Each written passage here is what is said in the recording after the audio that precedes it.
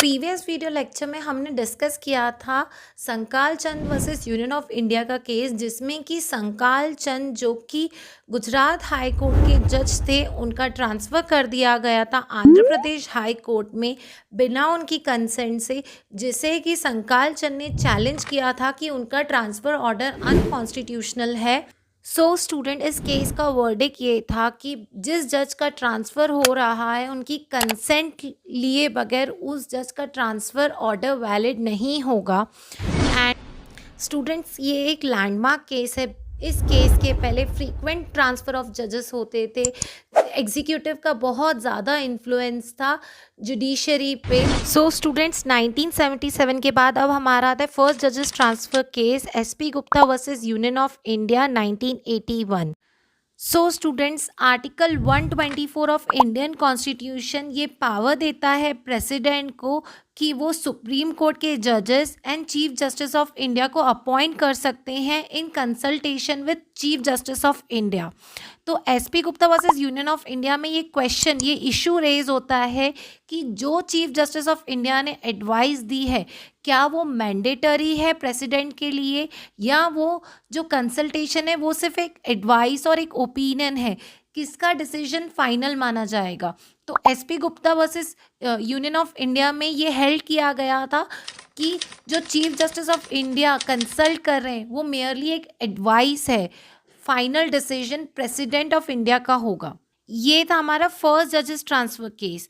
कुल मिला के इस केस का डिसीजन ये हेल्ड कर दिया गया कि एग्जीक्यूटिव का कंट्रोल होगा over judiciary and judiciary independently work नहीं कर पाती। देन कम्स आवर सेकेंड जजेस transfer case, supreme court advocates on record versus union of India 1993।